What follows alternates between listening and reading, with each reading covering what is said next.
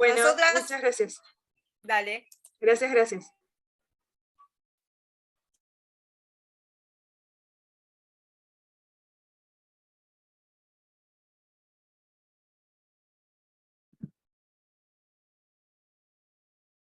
Hola, buenas tardes.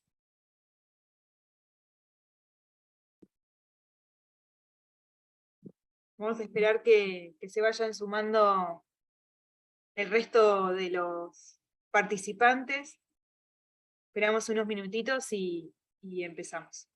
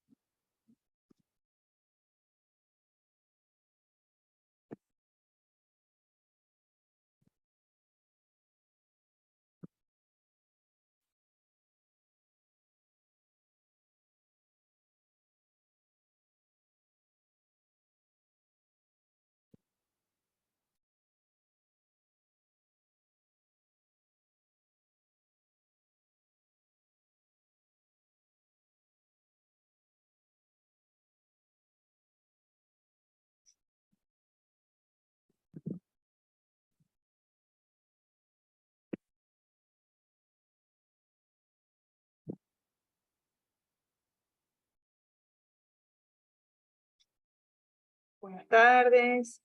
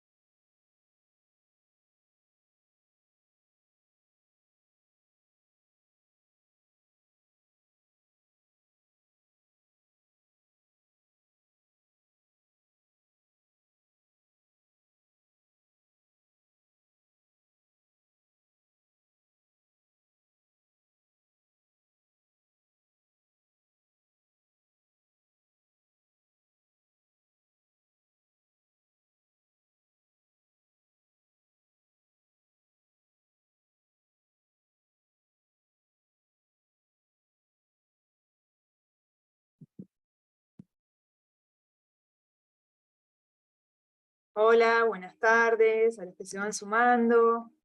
Gracias por conectarse. Estoy esperando unos minutitos hasta que terminen de ingresar todos.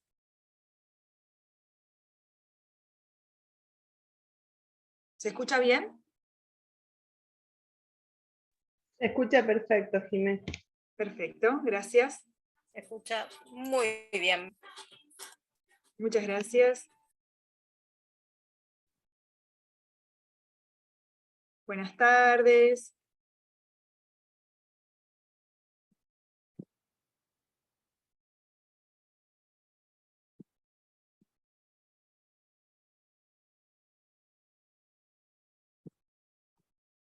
Muy bien.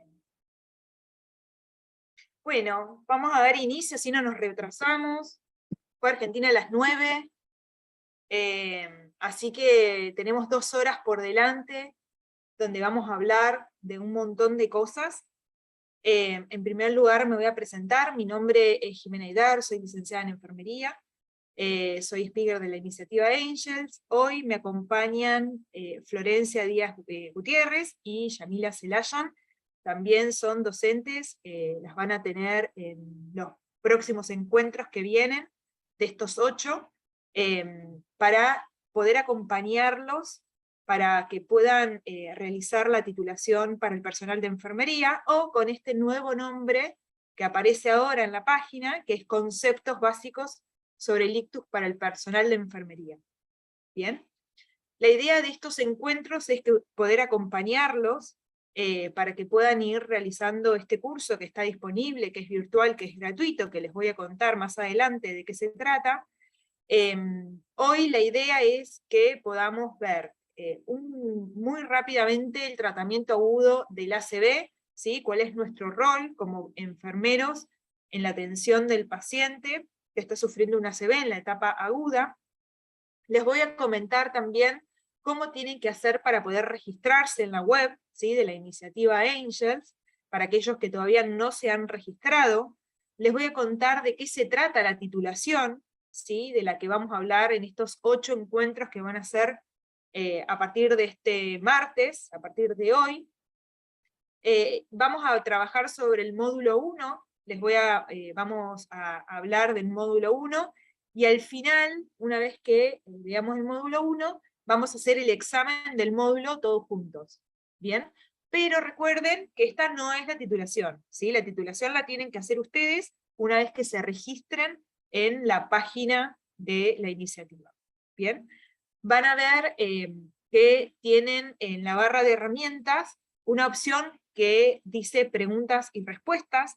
Desde ahí ustedes pueden poner su pregunta y las chicas van a ir respondiendo cualquier inquietud que ustedes tengan. ¿Bien? Muy bien. Vamos a empezar. Jimena, discúlpame. Sí. Si querés puedes aclarar que utilicen el chat para que vos puedas responder exclusivamente en preguntas y respuestas, ¿te parece? Sí, perfecto. No, como veo que están usando preguntas y respuestas, no sé si tienen la opción del chat. Si tienen la opción de poder escribir en el chat, pueden saludar y comentar desde ahí. En caso que tengan alguna pregunta específica, pueden hacer la opción de este icono de preguntas y respuestas, ¿sí? Como decía Yani. ¿Bien? Perfecto. Ustedes no van a tener la opción de... el chat no lo pueden usar, perfecto, no hay problema. Me parecía porque estaban escribiendo por ahí, no hay problema. Después, en el próximo encuentro vamos a tratar de dejarlo disponible para también poder comunicarnos desde ahí. Bien, ahí ya veo algunas preguntas de las que ustedes tienen, las vamos a ir trabajando en el transcurso de esta presentación. Bien. Entonces, en primer lugar, vamos a hablar del tratamiento agudo del ACV. Bien, cualquier duda que tengan, pueden utilizar la herramienta preguntas y respuestas, y las chicas se las van a ir respondiendo. Bien, en caso que haya alguna pregunta que esté buena para poder decirlo por micrófono, una vez que termine la presentación, vamos hablando de esas preguntas. ¿Bien? Muy bien, vamos a empezar. Bien, en primer lugar, es importante que podamos definir qué es un accidente cerebrovascular. Bien, un accidente cerebrovascular se produce cuando el riego sanguíneo del cerebro se interrumpe o se daña de manera brusca. Bien, el ACV se puede clasificar en un ACV isquémico, cuando hay una oclusión trombótica o embólica, o un ACV hemorrágico, cuando hay una ruptura de un vaso sanguíneo cerebral. Bien, como podemos ver en la foto. Acá podemos ver que hay una oclusión, y podemos decir que hay un ACV isquémico, y acá podemos decir que hay un ACV hemorrágico porque vemos que hay una ruptura de un vaso sanguíneo cerebral. Bien, después hay otra situación, que es el ataque isquémico transitorio, que se le puede conocer como TIA, como AIT, es cuando el flujo de la sangre al cerebro se bloquea durante un tiempo corto y después vuelve a circular de manera espontánea. ¿Bien? Muy bien, esto es un poco más de la clasificación. Bien, nosotros dijimos que el ACV puede ser isquémico, puede ser hemorrágico. Cuando hablamos de isquémico puede ser por un trombo o por un émbolo, y cuando hablamos de hemorrágico puede ser por el lugar donde está ubicado la hemorragia, ¿sí?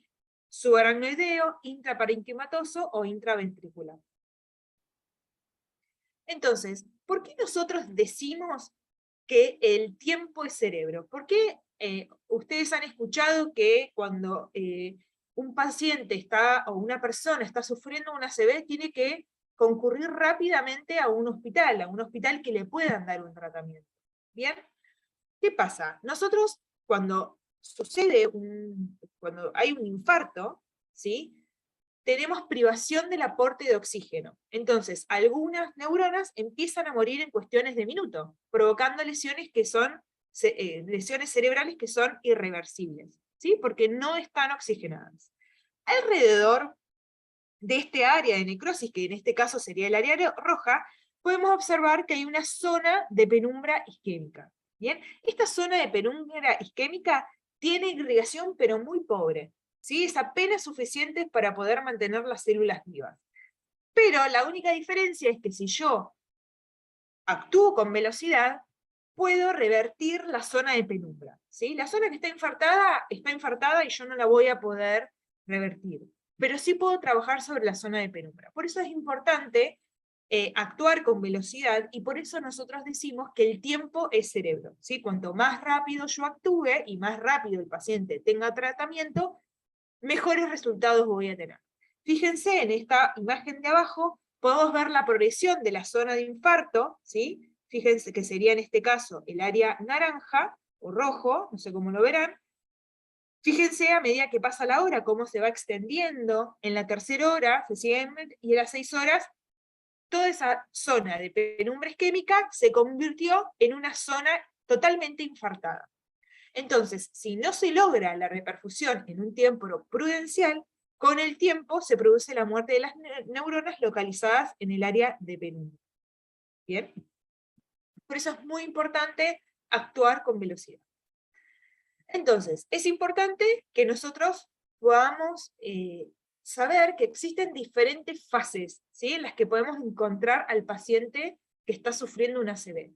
Hoy, la idea es que podamos hablar de la fase aguda, ¿bien? Que es este pedacito de la charla habla de la fase aguda, pero quiero que sepan que existen 4 etapas, ¿bien? La primera etapa es la fase prehospitalaria, ¿sí? ¿Qué significa la fase prehospitalaria? Es desde que el paciente presenta los síntomas hasta que llega a la puerta del hospital. ¿Bien? Ahí interviene todo el personal que está en el prehospitalario. ¿Bien? La ambulancia, los que atienden en teléfono y demás. La fase hiperaguda es desde que el paciente ingresa al hospital hasta la primera hora de haber ingresado. La fase aguda es desde la primera hora que el paciente está en el hospital hasta las 24 horas después del ingreso, y la fase posaguda es de las 24 a las 72 horas después de haber ingresado al hospital. ¿Bien? ¿Para qué es importante conocer las fases del ACV? Porque hay cuidados específicos en cada fase. ¿Bien? Y que es importante que nosotros como enfermeros las tengamos en cuenta. ¿Bien? Todo esto nosotros lo vamos a ir trabajando con la titulación del personal en enfermería, con estos encuentros, y ustedes van a tener todo el material disponible en la página para ir viendo y ir teniendo todo este material y todos estos conocimientos que necesitan saber a la hora de atender a un paciente que está sufriendo un ACV en todas sus etapas. ¿Bien?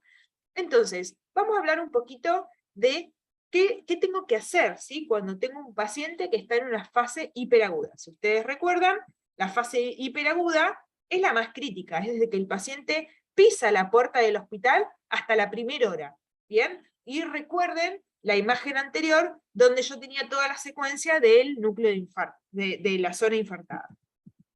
Entonces, en la primera hora, ¿qué tengo que hacer? ¿Bien?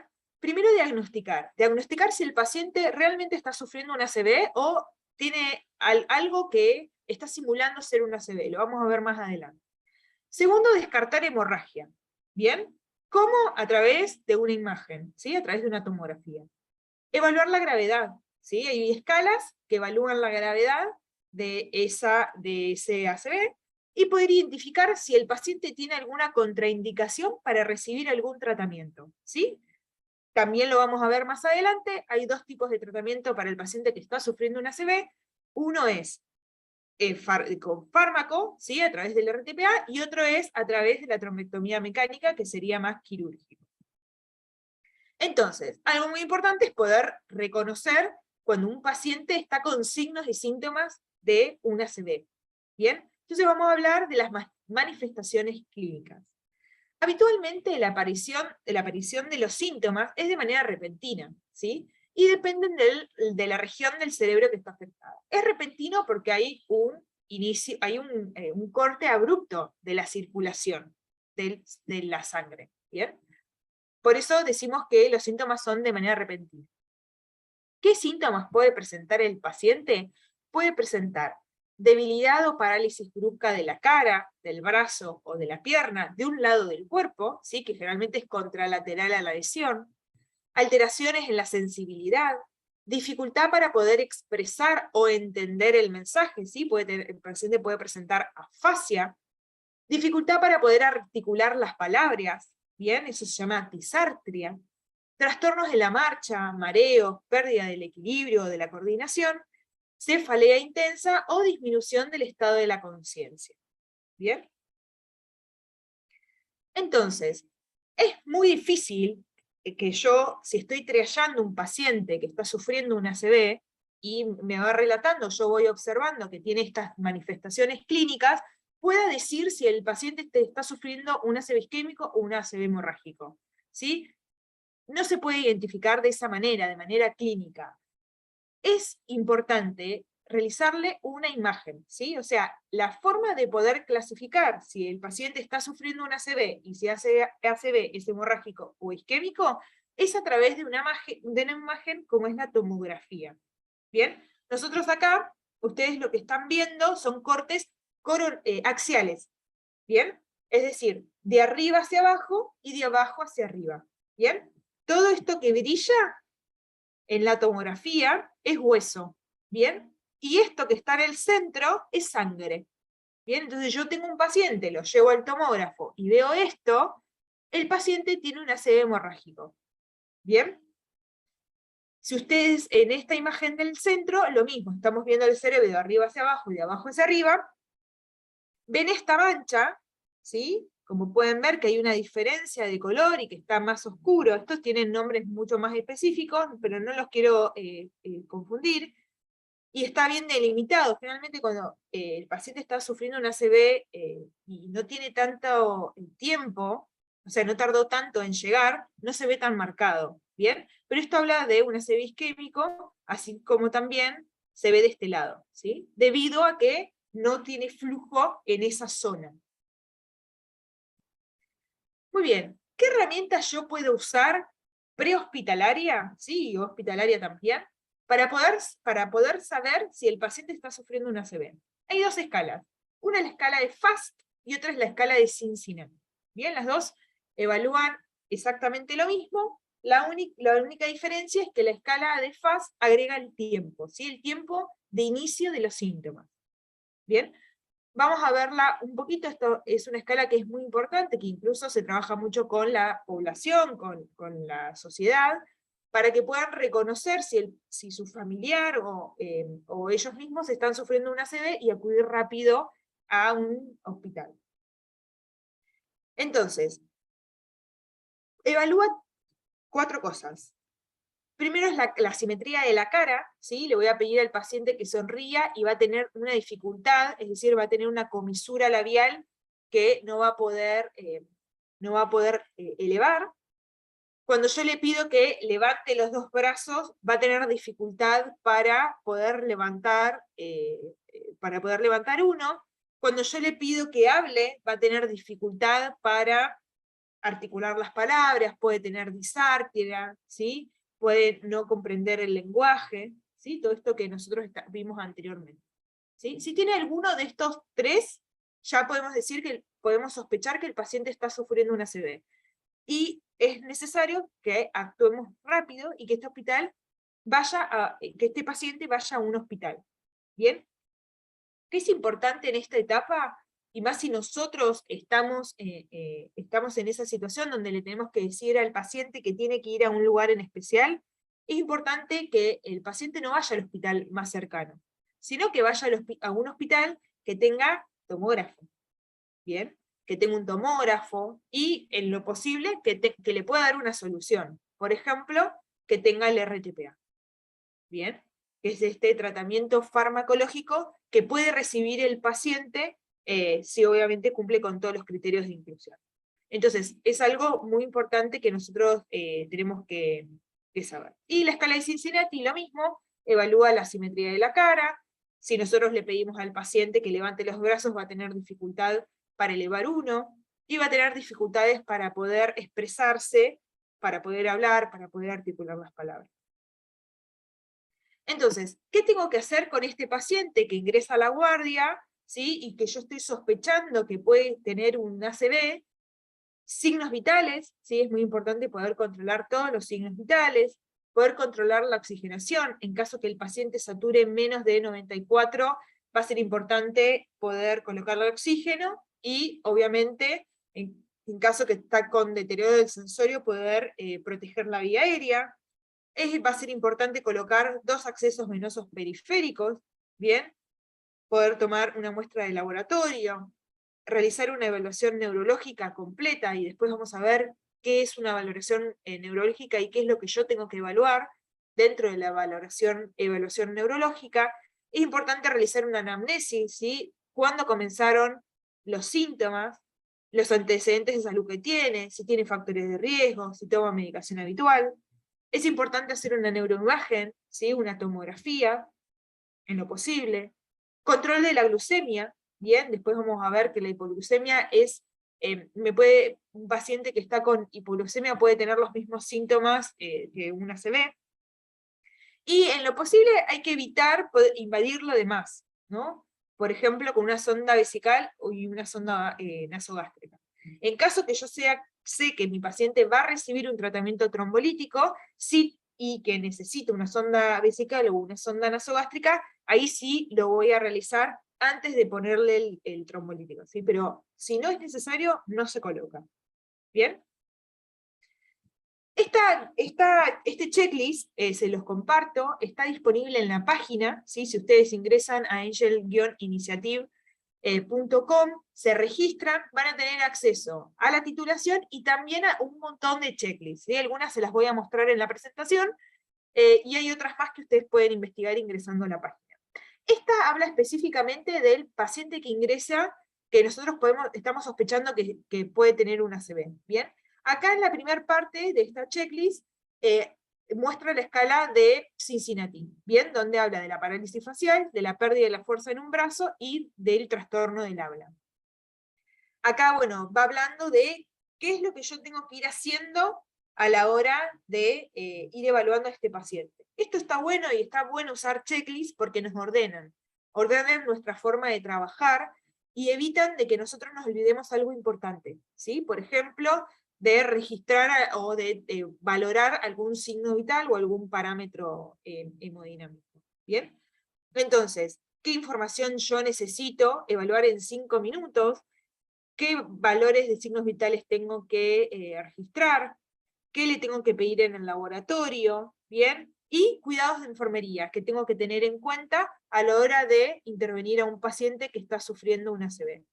Todo este material lo encuentran en la página, ¿sí? Para poder tener acceso se tienen que registrar, que después, más adelante les voy a contar cómo tienen que hacer. Entonces, hoy habíamos hablado que algo muy importante para hacer a la hora de recibir un paciente que nosotros sospechamos que está sufriendo una ACV es la evaluación neurológica. ¿Bien? Entonces, ¿qué incluye la evaluación neurológica? El estado de la conciencia, ¿sí? Como es la escala de Glasgow, valoración de las pupilas, ¿sí? Función motora y sensitiva, el lenguaje y los pares craneales. La evaluación inicial va a incluir el ABCD, puede identificar otras enfermedades que requieren intervención inmediata, poder excluir afecciones que simulan ACV, por ejemplo, la hipoglucemia, ahora vamos a ver algunas otras, y poder activar rápidamente el código ACV y poner en marcha el plan asistencial de este paciente que está sufriendo ACV. Todos estos conceptos que yo estoy nombrando, los vamos a ir desarrollando en el transcurso de estos encuentros, y ustedes van a tener todo el material para ir avanzando en los diferentes módulos, donde van a encontrar estos temas con más profundidad. ¿Bien? Hoy habíamos hablado de la evaluación neurológica, y hay una escala que se llama la escala de NIH, ¿sí? Que esta escala tiene como objetivo poder realizar una valoración neurológica exhaustiva, ¿sí? En pacientes que están con un ACV isquémico, y nos va a ayudar a poder cuantificar cuál es el deterioro que tiene el paciente en la fase aguda y durante su evolución. ¿Bien? ¿Para qué se utiliza? Para estudios de detección precoz y para seguimiento del paciente que está sufriendo un ACV, como base para la indicación de las opciones de tratamiento farmacológico, ¿sí? Por ejemplo, el RTPA. Al emplearla con estos pacientes nos va a permitir poder seguir su estado neurológico y poder detectar si el paciente mejoró o si el paciente empeoró. Tiene una puntuación máxima de 42 y una puntuación mínima de 0. Y evalúa 11 puntos. ¿Bien? El nivel de conciencia, preguntas relacionadas con en qué mes estamos, qué edad tiene, órdenes motoras, ¿sí? Por ejemplo, le pedimos que cierre los ojos, o que abre y que cierre la mano, miramos si tiene mirada conjurada, evaluamos el campo visual, ¿sí? Evaluamos movilidad de los miembros, ¿sí? Miembro inferior, miembro superior, derecho o izquierdo, ataxia, la sensibilidad, el lenguaje, ¿bien? Y la negligencia. Esto es una evaluación ultra completa, neurológica ultra completa, que es muy importante que nosotros como enfermeros la conozcamos y que nos animemos a hacerla, ¿sí? A veces no, generalmente cuando un médico está evaluando a un paciente que está sufriendo un ACV, esta es la escala que necesita hacer, ¿sí? Y es importante que nosotros como enfermeros la conozcamos. Yo lo que les recomiendo, y también van a encontrar un checklist donde está esta guía, es muy importante que la tengamos a mano, ¿sí? Dentro de nuestro servicio, ya sea en la guardia, en una terapia intensiva, ¿sí? Es importante porque a veces, pues, como es tan larga, puede ser que nos olvidemos de qué es lo que tenemos que valorar. Entonces, hoy veníamos hablando de algunas patologías que nosotros podemos pensar que el paciente está sufriendo un ACV, pero en realidad no. ¿Bien? Por ejemplo, un ejemplo que habíamos dado era la hipoglucemia. Por eso es importante controlar la glucemia cuando el paciente ingresa, ¿sí? Yo sospecho que tiene un ACV, para poder descartarlo. ¿Bien? Hay 3 cosas que yo las voy a descartar con una tomografía, como es el hematoma epidural, los tumores cerebrales, o una infección cerebral, por ejemplo, un absceso, ¿sí? Esas 3 cosas yo voy a buscarlas en la tomografía. Bien, es importante que nosotros como enfermeros miremos tomografía, ¿sí? No tengan miedo, abran la tomografía, fíjense que ven, ¿sí? Son cosas que se van agudizando con la práctica. Y después hay otros imitadores o otros mimics, como es que el paciente esté con una intoxicación etílica, que esté con migraña, trastornos metabólicos, neuropatías, crisis convulsivas o estados postictales, parálisis de TOD, sobredosis de fármaco, toxicidad, encefalopatía hipertensiva, ¿sí? Entonces son todas situaciones que pueden imitar una ACV, ¿sí? Pero el paciente lo está sufriendo una ACV. Entonces yo primero tengo que descartar todo esto, y una vez que lo descarto, ya tengo el diagnóstico de que mi paciente está sufriendo una ACV. Entonces, una vez que podemos diagnosticar y que sabemos que nuestro paciente puede llegar a tener una ACV, porque ya descarté todos los mimics, vamos a ir al procedimiento diagnóstico, que habíamos dicho que para poder decir si un paciente está sufriendo un ACV isquémico o un ACV hemorrágico, necesita un estudio de imagen. ¿Bien? ¿Qué necesito? Una tomografía, ¿bien? O una angiotomografía de cerebro. ¿Cuál es la diferencia de uno con la otra? La angiotomografía de cerebro, puedo ver, ¿sí?, los vasos. ¿Bien? Acá lo que veo es que tengo circulación y que de pronto acá el riego se interrumpe. Entonces yo ya sé que mi paciente está con un ACV isquémico, ¿sí? Y también lo que me permite ver es el lugar. Otra cosa que yo necesito es un laboratorio, ¿sí? Hay cosas muy importantes en las que tengo que pedir, y una es la coagulación, ¿bien? Porque lo más probable es que si el paciente está en periodo de una ventana terapéutica, y necesita recibir RTPA, va a ser importante que yo tenga la coagulación, ¿bien? Y la glucemia, obviamente. Entonces, ahora sí ya nos empezamos a meter rápidamente en lo que es el tratamiento, Bien, entonces yo el paciente lo diagnostiqué, veo sus manifestaciones clínicas, evalúo la gravedad, y llego a la parte del tratamiento. ¿Bien? ¿Cuál es el objetivo del tratamiento del ácido isquémico? Restablecer el flujo sanguíneo de la manera más rápida y segura posible. ¿Cuál va a ser la intención? Conservar el tejido cerebral antes que se produzca un daño irreversible, ¿sí? Que sería este área de necrosis. Entonces, hay dos tipos de tratamientos. Uno es el tratamiento trombolítico con el RTPA, ¿sí? Que está demostrado que mejora significativamente los resultados clínicos hasta las 4.5 horas después del inicio de los síntomas, ¿sí? No es desde que el paciente ingresa al hospital, sino desde que el paciente presenta el síntoma. Por eso es muy importante a la hora de evaluarlo y de recibir ese paciente, preguntarle a qué hora iniciaron los síntomas, ¿sí? O a qué hora fue visto bien por última vez, ¿sí? En caso que no se sepa o el paciente estaba solo. Otro tratamiento es la trombectomía mecánica, ¿bien? Que es un tratamiento que se realiza por hemodinamia, pero a veces no suele estar disponible en todos los centros, ¿bien? Y además también los pacientes deben cumplir ciertos criterios y requisitos, como por ejemplo, tiene que estar ocluida una arteria de gran calibre o de la circulación anterior, entonces se complica más el uso, ¿sí? Pero es importante que ustedes sepan que el paciente que está sufriendo un ACV isquémico tiene dos opciones de tratamiento, ¿sí? Uno es a través de un fármaco, como es el RTPA, y otro es a través de la trombectomía mecánica.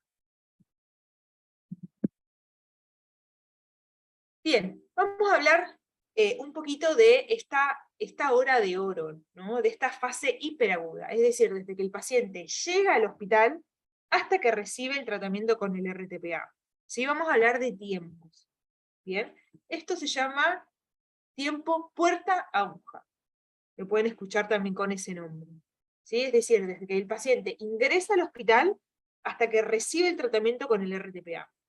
Y vamos a hablar con tiempo. Es importante que nosotros, cuando tenemos un paciente que nosotros sospechamos, ya desde el llamado del prehospitalario, desde el triage que está sufriendo una ACV, este paciente se atienda rápido, ¿sí? No esté en la sala de espera, esperando que lo llamen, o esté internado dentro de la guardia, y estén esperando que vengan a buscarlo para ir al tomógrafo. ¿Sí? Es importante que nosotros trabajemos de manera ordenada, si tenemos la posibilidad de estar en un hospital donde contamos con un tomógrafo y donde contamos con un tratamiento, ¿bien? Como es el trombolítico. Entonces, ¿cuáles son las sugerencias para tener los mejores resultados? Es que el paciente llega y a los 10 minutos ya tiene que haber sido evaluado, ¿sí? El ABCD, el tiempo de evolución de los síntomas, una evaluación inicial y una breve historia clínica, ¿bien? Con todo esto que mostraba el checklist. Antes de los 15 minutos debería estar evaluado por el equipo de ACV y debería tener el laboratorio. Antes de los 25 minutos se recomienda que tenga realizada la tomografía.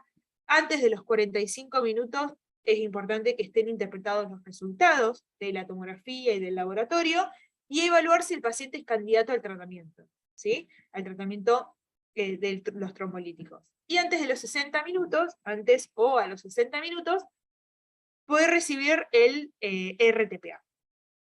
Bien, es importante que podamos conocer nuestros tiempos, es importante que podamos trabajar de manera ordenada y coordinada, ¿sí? Si están los recursos.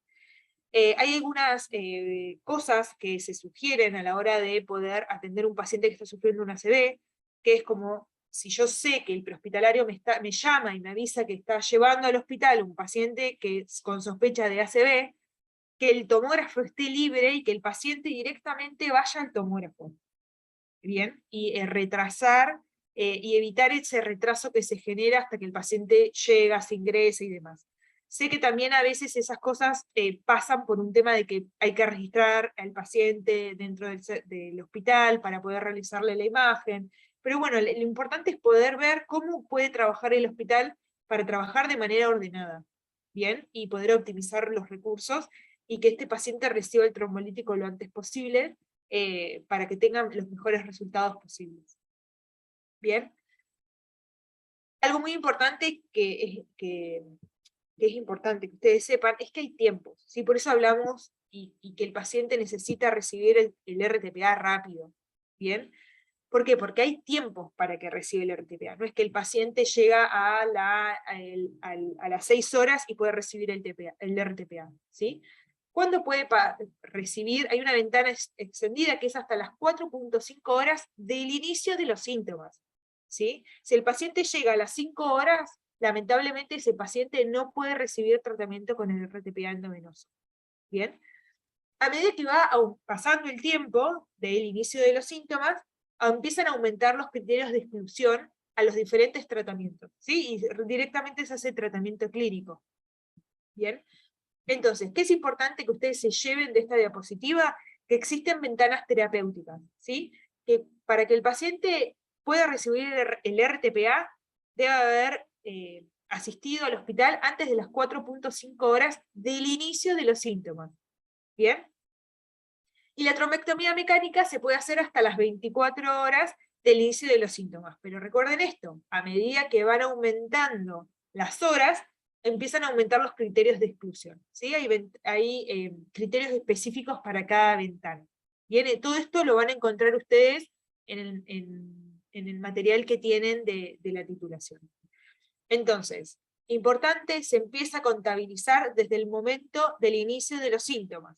¿Sí? O se considera tiempo cero la última vez que fue visto el paciente sin síntomas.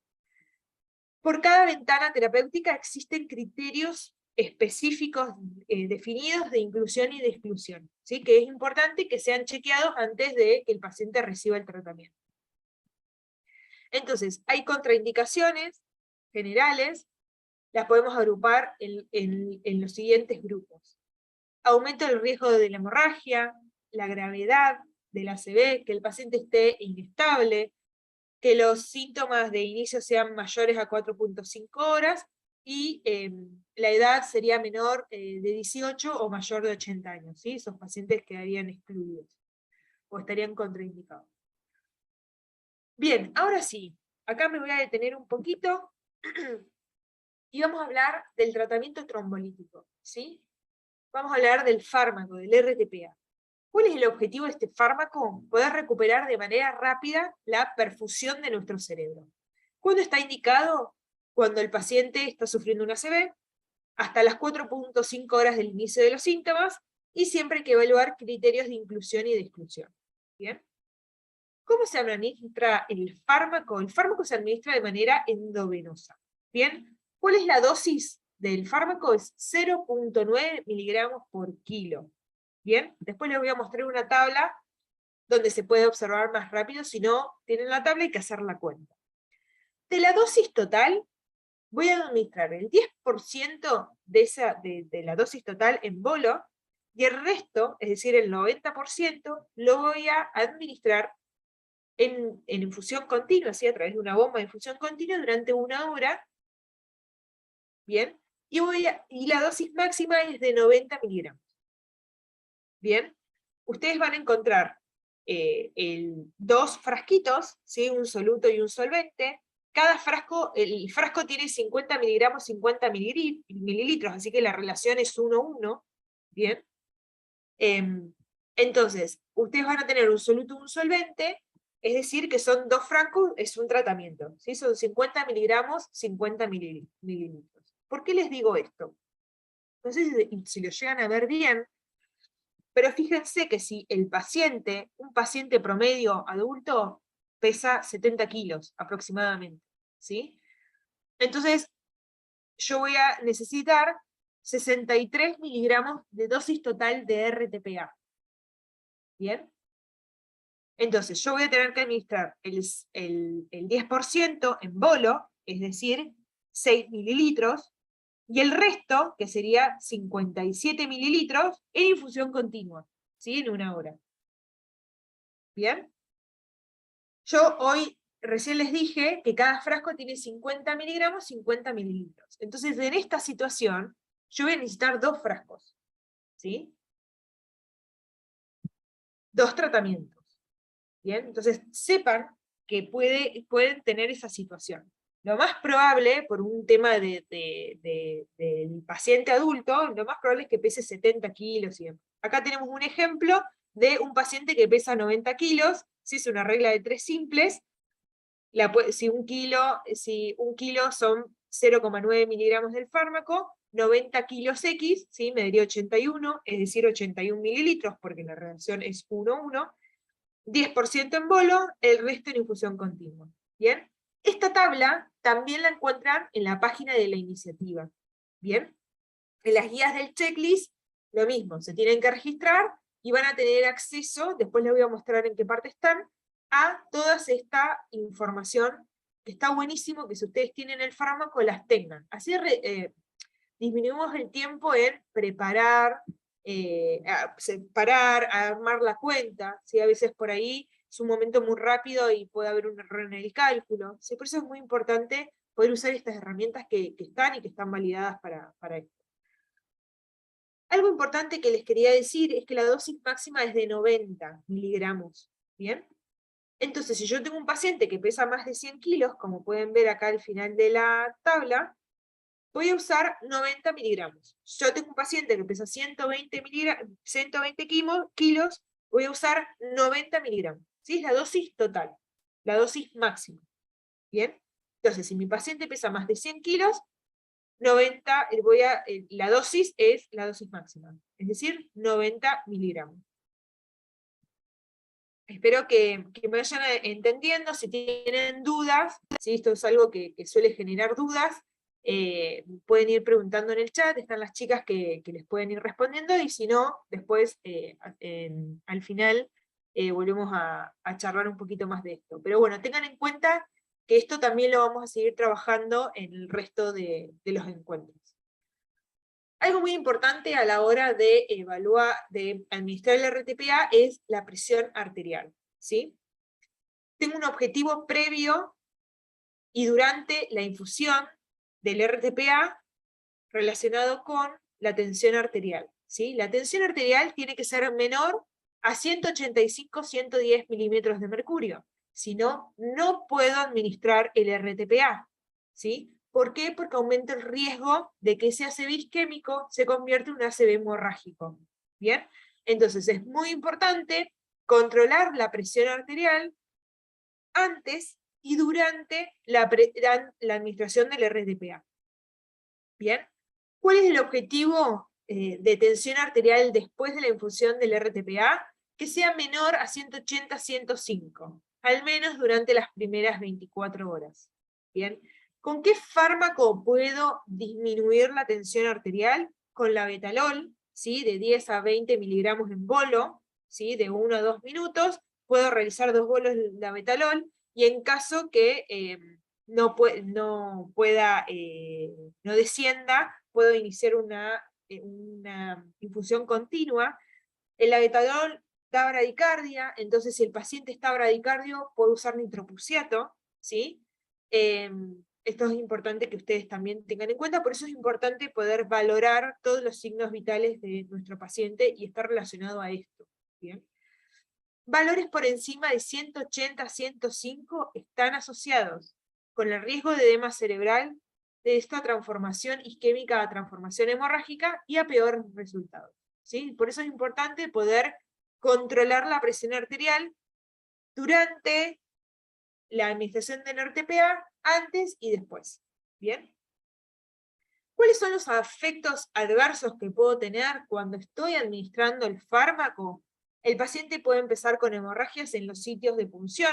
Por ejemplo, si el paciente tiene catéter venoso, puede sangrar el punto de inserción del catéter, puede tener hematuria, puede tener angioedema, ¿sí? O puede tener deterioro de sensorio, y eso me habla de que el paciente puede haber transformado ese ACV isquémico en un ACV hemorrágico, porque recuerden que el RTPA es un trombolítico, ¿bien?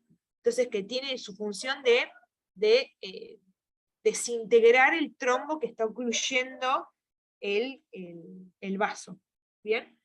Importante vigilar las pupilas, Importante cuando estoy administrando el RTPA tener el carro de urgencia cerca en caso de que mi paciente presente deterioro del sensorio y tenga que intervenir la vía aérea, ¿sí? Yo tengo esta situación donde el paciente tiene deterioro del sensorio, va a ser muy importante llevar al paciente al tomógrafo, ¿bien? Para saber qué está sucediendo.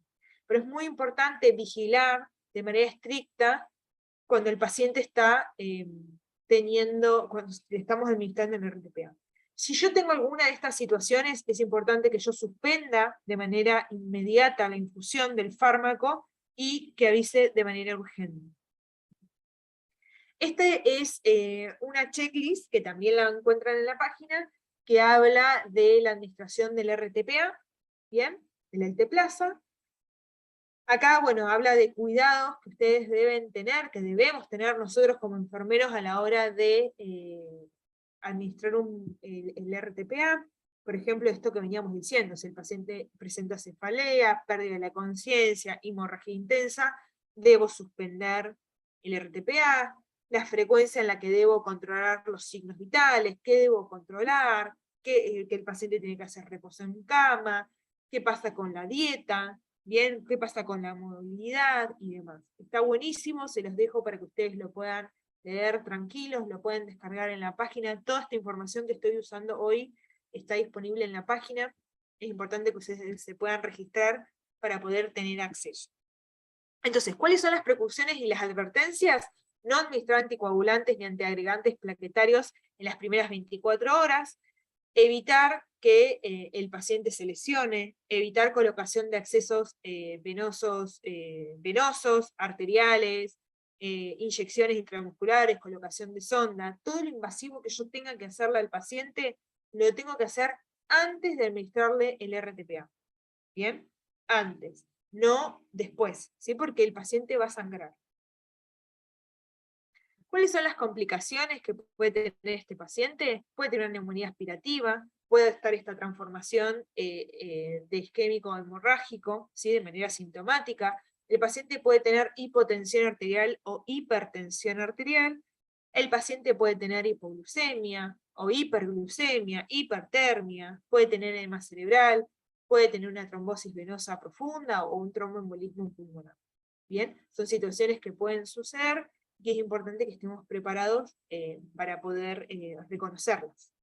Bien, entonces algo muy importante es reducir los tiempos intrahospitalarios. Bien, importante la notificación prehospitalaria, ¿sí? El prehospitalario tiene que saber a dónde derivar ese paciente que está sufriendo una ACV, ¿sí? Es importante que no sea el hospital más cercano, sino el hospital que tenga tomógrafo y tratamiento, que el paciente llegue y directamente vaya al tomógrafo.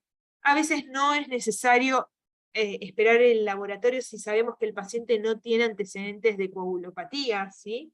Si el paciente no tiene antecedentes de coagulopatías y el hemoglucotés está bien, no es necesario esperar a eso para que pueda recibir el RTPA.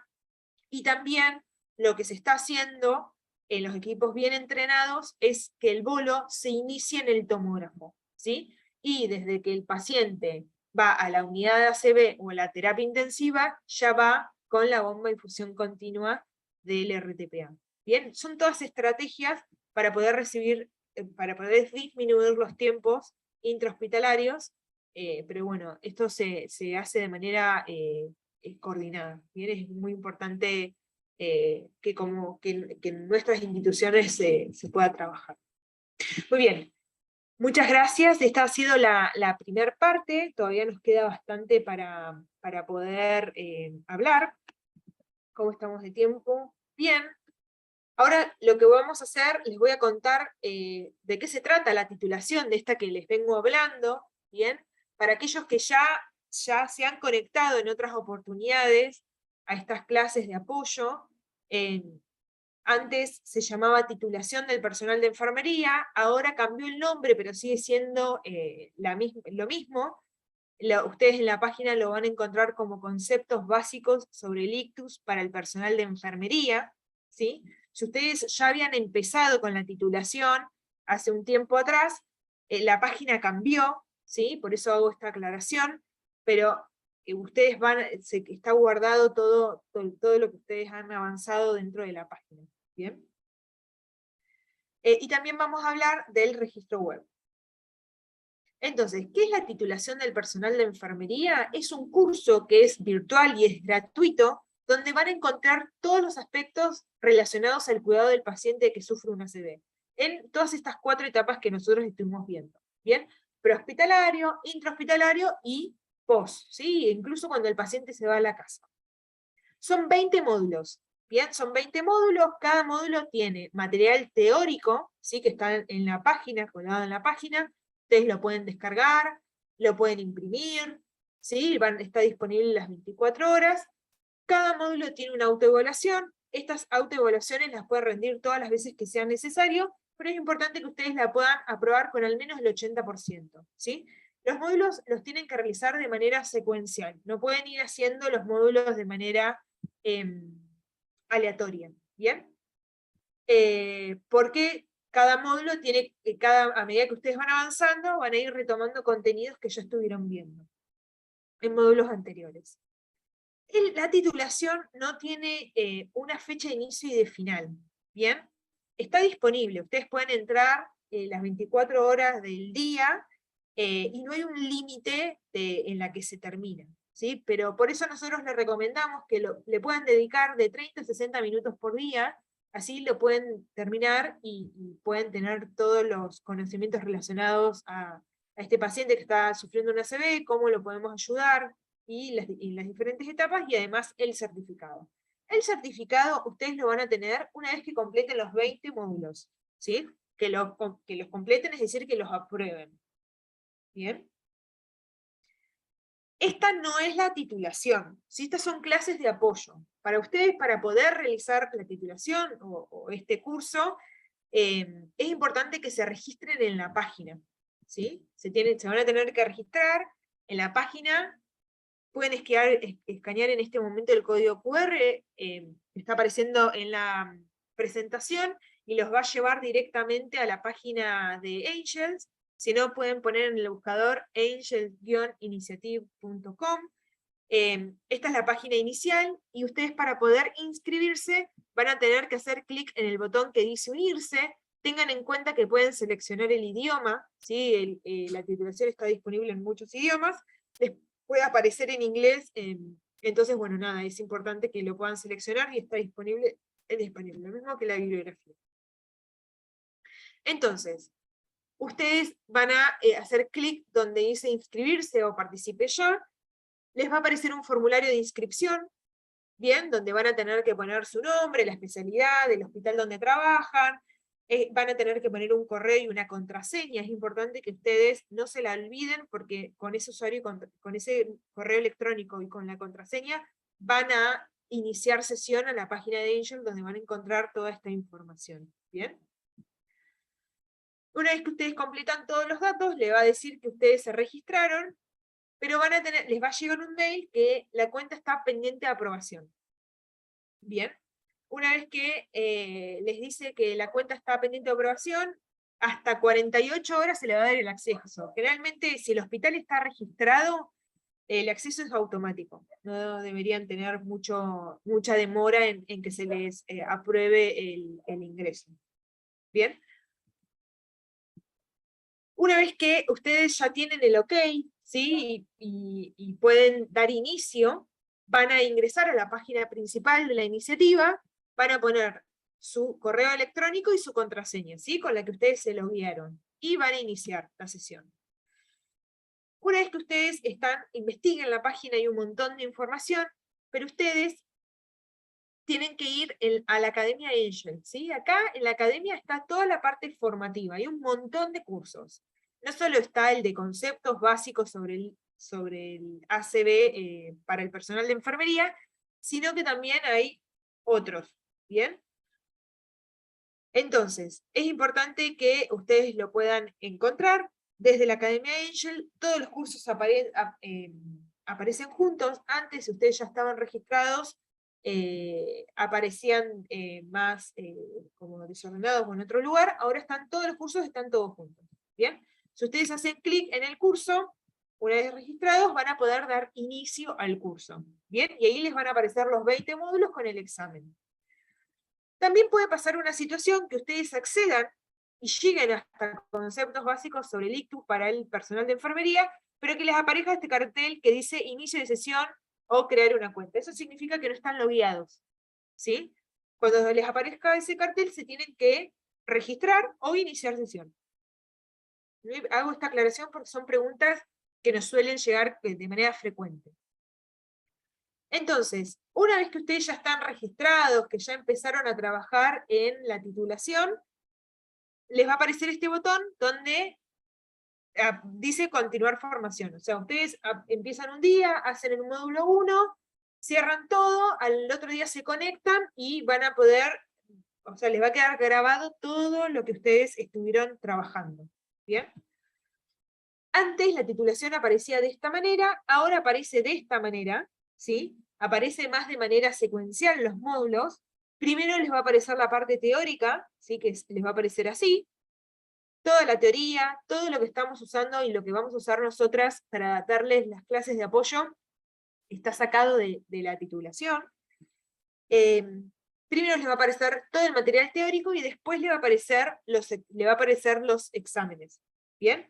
Recuerden que para poder seguir avanzando en los otros módulos, deben aprobar el módulo anterior. ¿Sí? Tiene que ser sí o sí de manera secuencial. En la parte hiperaguda van a encontrar todas las listas de comprobación que estuvimos hablando. ¿Bien?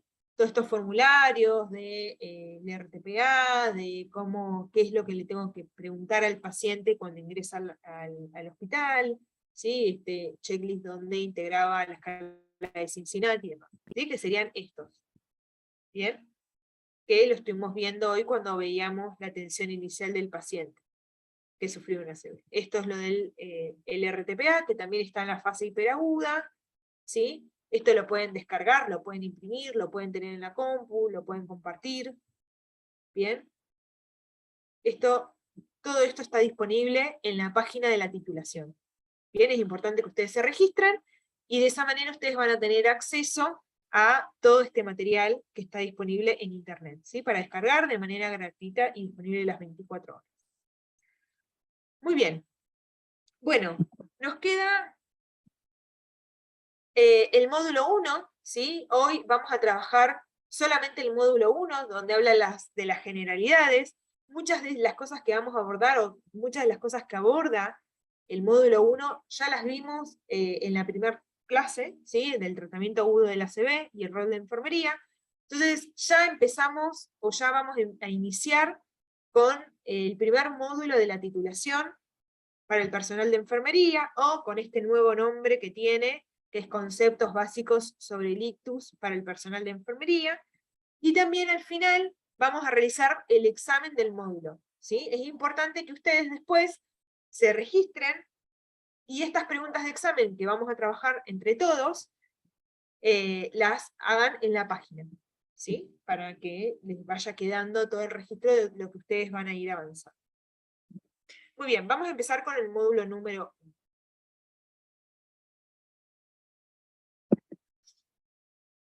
Vamos a ver cuáles son los objetivos que tiene el módulo 1. En este módulo 1 vamos a obtener las bases y vamos a entender las generalidades del ACV. Una vez que completen este módulo, van a poder familiarizarse con los patrones, causas y efectos del ACV, van a entender los factores de riesgo del ACV, van a obtener conocimientos prácticos de las estructuras anatómicas del sistema nervioso central, van a poder entender etiología, la patogenia y la fisiopatología del infarto cerebral, van a ser capaces de reconocer los síntomas del ACV y estarán familiarizados con las herramientas disponibles para el diagnóstico del ACV, y van a poder conocer los procesos de rehabilitación temprana disponibles para los pacientes con ACV. ¿Bien? En estas clases de apoyo vemos algunas cosas que son muy importantes, pero van a ver que los módulos son súper completos y tienen un montón de información muy relevante a la hora de poder obtener estos conocimientos relacionados con el paciente que está sufriendo una ACV. Entonces, vamos a hablar un poco de la epidemiología. Aproximadamente 15 millones de personas experimentan un ACV cada año. Es la segunda causa de muerte y la primera de discapacidad en adultos. Las personas que han sobrevivido a un ACV pueden quedar con discapacidades, ¿sí? Estas las vamos a ir trabajando en el transcurso de esta titulación. Para poder reducir el número de ACV y de secuelas permanentes, debemos enfocarnos en buscar las mejores estrategias de tratamiento y de prevención, puede adquirir un mayor conocimiento de las necesidades de los pacientes que están sufriendo un ACV, poder ver tratamientos que sean eficaces y poder seguir la evolución de los pacientes que están sufriendo un ACV. Hay diferentes factores de riesgo, ¿sí?, que predisponen a los pacientes a sufrir un ACV. Hay factores de riesgo no modificables, como es la edad, como es el sexo, ¿sí?, como son los antecedentes familiares, es decir, un familiar que haya tenido, un familiar cercano, ¿sí?, que haya tenido un ACV, la posición social y grupo étnico, y hay factores de riesgo modificables, como es la diabetes, como es la hipertensión arterial, que es una de las primeras causas, el primer factor de riesgo que se asocia al ACV, la fibrilación auricular, el colesterol, la estenosis de la arteria carótida y el tabaquismo. ¿Bien? Vamos a hablar un poco de la anatomía y la fisiología, ¿sí? Podemos decir que tenemos un sistema nervioso central, ¿sí?, que habla del encéfalo y de la médula espinal, y el sistema nervioso periférico, ¿sí?, que está compuesto por 12 pares de nervios craneales y 31 pares de nervios raquídeos. ¿Bien? Vamos a definir la palabra encéfalo, ¿sí? El encéfalo está compuesto por el cerebro, el cerebelo y el tronco del encéfalo, ¿sí? A la vez, el tronco del encéfalo está compuesto por el mesencéfalo, la protuberancia y el bulbo raquídeo. ¿Bien? La sustancia gris, ¿sí?, que habla de la corteza cerebral, está todo el cuerpo de neuronas. Y en la sustancia blanca, ¿sí?, que está por debajo de la corteza cerebral, están los axones. ¿Bien? Estas cositas las vamos a ir trabajando en los siguientes módulos, ¿sí? Este primer módulo vamos a definir muchas cosas que son importantes, son conceptos que son importantes que ustedes tengan para que podamos seguir trabajando en el resto de los módulos. Vamos a hablar un poco de las meninges, ¿sí?, para poder entender por dónde circula el líquido cefalorraquídeo. ¿Bien? Nosotros tenemos 3 meninges, ¿sí?, la dura madre, la aracnoides y la pía madre. La dura madre es la más externa, ¿sí? Tenemos todo el hueso, ¿sí?, el hueso, el cráneo. Por debajo está la dura madre, ¿bien?, que es nuestra primer meninge más externa, la más rígida. Por debajo tenemos el espacio subdural, es decir, este espacio subdural está entre la dura madre y la aracnoides. Entre la aracnoides y la pía madre, ¿sí?, la pía madre es la que está la más interna, está el espacio subaracnoideo, ¿sí? Es un espacio muy importante, porque ahí es por donde circula el líquido cefalorraquídeo, ¿sí? Entonces, el líquido cefalorraquídeo circula dentro del encéfalo y por la médula espinal. ¿Bien? Esto que tenemos acá es una imagen sagital, ¿sí?, es decir, que lo estamos viendo al cerebro de derecha a izquierda y de izquierda a derecha. Bien, ahí vemos los ojos, acá tenemos todo el cerebro. Y en la resonancia se ve el líquido cefalorraquídeo, se ve brilloso. Si se acuerdan al principio que vimos una tomografía y veíamos sangre, ¿sí?, cuando descartábamos si era un ACV hemorrágico isquémico, se veía la sangre blanca. Acá en la resonancia el líquido cefalorraquídeo se ve así, se ve blanco y brillante, ¿sí? Por eso es muy importante, se ve de manera diferente una tomografía y una resonancia. Bien, también vamos a hablar un poquito de las funciones cerebrales, hay un montonazo, pero hoy vamos a hablar de 2 que son muy importantes, que es el área de Wernicke y el área de Broca. ¿Bien? El área de Wernicke se ubica en el lóbulo temporal, ¿sí? Y está relacionada con la comprensión del lenguaje. ¿Bien? Es decir, que si el paciente tiene afectada el área de Wernicke, no va a entender lo que nosotros no va a entender lo que nosotros le estamos diciendo. ¿Bien? En cambio, el área de Broca, ¿sí? Que se ubica en el lóbulo frontal, está relacionado con la expresión del lenguaje, ¿sí? Es decir, que el paciente nos va a entender, pero no nos va a poder decir lo que nosotros le estamos lo que no nos va a poder responder. Nos va a entender, pero no nos va a poder responder. ¿Bien? Entonces, uno va a tener dificultades para poder comprender lo que nosotros le estamos diciendo, y otro va a tener dificultades para poder expresarse. ¿Sí? En este caso sería el área de Broca. Si alguna de estas áreas está afectada, el paciente puede tener este síntoma, ¿sí? Que es uno de los síntomas que sufre el paciente que está con ACV. A veces puede pasar que el paciente esté con una afasia global, es decir, que no puede comprender ni puede expresar el lenguaje. ¿Bien? Se llama afasia global, ¿sí? O afasia de Broca, afasia de Wernicke. Muy bien.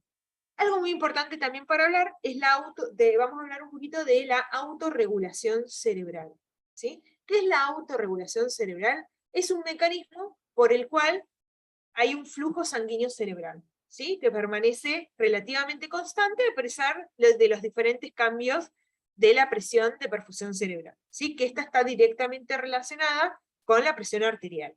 Bien, cuando yo tengo un paciente que tiene una lesión neurológica, la autorregulación cerebral se pierde de manera parcial o de manera completa. Entonces, nosotros lo tenemos que asistir de manera externa. Bien, si yo tengo monitorizada la presión intracraniana y tengo monitorizada la presión arterial, puedo tener el valor de la presión de perfusión cerebral. Bien, que esta debe ser de 60 a 70 milímetros de mercurio. ¿Sí? Entre 60 y 70. ¿Sí? ¿Qué pasa? Si este valor está por debajo de 60 milímetros de mercurio, el paciente puede tener una isquemia, ¿sí? Porque hay baja circulación cerebral. Y si este valor está por encima, ¿sí? De 90, ¿sí? Si tiene valores muy altos de PPC, el paciente tiene riesgo de hemorragia, ¿sí? O de edema cerebral. Entonces es muy importante que ustedes recuerden esta fórmula que habla de la presión de perfusión cerebral, que la fórmula es tensión arterial media menos presión intracraniana. Me tiene que dar entre 60 y 70 milímetros de mercurio. ¿Bien? Generalmente se pueden llegar a poner fármacos para poder llegar a cumplir este objetivo, ¿sí? Nosotros como enfermeros tenemos que lograr llevar al paciente a estos valores, ¿sí? Es decir, yo tengo un paciente neurocrítico, que tiene alteración de su autorregulación cerebral, necesito controlar la presión de perfusión cerebral de manera externa, ¿sí? Voy a tener monitorizada la tensión arterial y voy a tener monitorizada la presión intracraniana. ¿Bien? Vamos a hablar de infarto, ¿sí? El infarto se produce cuando el riego sanguíneo se interrumpe o se daña de manera brusca, ¿sí? Este ACV isquémico. Las células del cerebro se quedan sin oxígeno y sin nutrientes, eso es la muerte celular, ¿sí? Eso no lo recupero de ninguna manera, ¿bien? Existen dos tipos de ACV, esto ya lo habíamos mencionado y vamos a volver a repetirlo. El ACV isquémico, que es cuando hay una oclusión trombótica o embólica de una arteria cerebral, o un ACV hemorrágico cuando hay una ruptura de un vaso sanguíneo cerebral con hemorragia al parénquima cerebral o el espacio subanernoideo. Bien, y también está esta situación que es el ACV isquémico transitorio, ¿sí? El AIT o TIA, que es cuando el flujo de sangre se bloquea durante un breve tiempo, ¿bien? Y vuelve a circular la sangre de manera espontánea. ¿Cuáles son los síntomas del ACV? Volvemos otra vez a esto, se dan de manera brusca, dependen de la localización de la lesión, debilidad brusca en la cara, brazos o piernas, generalmente es unilateral, ¿sí? Y es contralateral a la lesión. El paciente va a tener dificultades para poder hablar, para poder comprender el lenguaje, puede tener alteraciones en la sensibilidad de la cara, brazos o piernas, puede tener dificultad para poder articular las palabras, puede tener dificultad para poder caminar, puede estar mareado, puede tener pérdida del equilibrio o de la coordinación. Por eso es importante, si el paciente está en el hospital, que no esté esperando en una silla, ¿sí? Porque el paciente se puede caer. Es importante que el paciente esté acostado al menos a 30 grados, esperando que reciba el tratamiento o que se vaya al tomógrafo. Que el paciente puede estar confuso, puede tener una cefalea intensa, o el paciente se puede desmayar y puede tener pérdida de la conciencia. ¿Bien? Escala de FAS, volvemos a repetirla, es una escala importante que nosotros usamos, que también se usa en el prehospitalario, pero también se usa en el hospitalario para poder diagnosticar al paciente que está sufriendo una ACV, ¿sí? Asimetría de la cara, cuando nosotros le pedimos que sonría, dificultad para elevar los brazos, ¿sí? La articulación confusa de frases sencillas, y la T, que es el tiempo hasta que llega la emergencia, ¿sí? Esta es una mnemotécnica, que viene, un acrónimo que viene del inglés, ¿sí? Por eso tiene estas letras. Pero es importante que ustedes conozcan qué aspecto valora cada letra. Fíjense que es súper sencillo, la comunidad también es importante que lo sepa, porque sinceramente podemos ayudar al paciente a que reciba el tratamiento lo antes posible una vez que lo diagnosticamos de esta manera. Muy bien, vamos a hablar un poquito de la escala de Glasgow, muy importante para nosotros como enfermeros, ¿sí? Esta escala es para poder evaluar el estado de la conciencia, tiene contraindicaciones, ¿sí? Si el paciente está con sedación, va a ser difícil poder evaluarlo, ¿sí? Si el paciente está sedado, y ni hablar si tiene bloqueantes neuromusculares, pierdo el examen neurológico, o pierdo la posibilidad de poder evaluar el estado de la conciencia. Por eso es importante poder conocer cuáles son como las contraindicaciones de su uso, ¿sí? Pero yo tengo un paciente que ingresa y puedo evaluar estos tres aspectos, ¿sí? La apertura ocular, ¿sí? Evalúa la respuesta motora, la mejor respuesta motora, y la mejor respuesta verbal. Bien, ahora vamos a ver por qué digo mejor respuesta.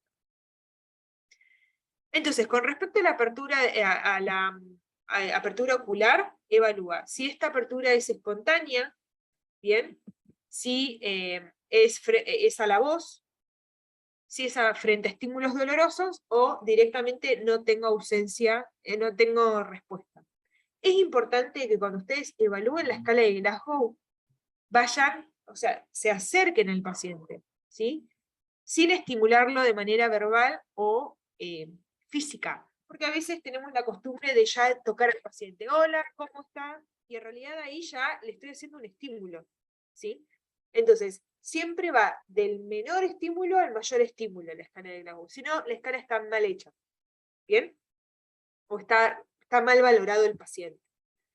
Con respecto a la mejor respuesta motora, vamos a ver si el paciente obedece órdenes simples, ¿sí? Nosotros le pedimos que, por ejemplo, muestre 2 dedos, o levante un brazo, o levante una pierna, ¿sí?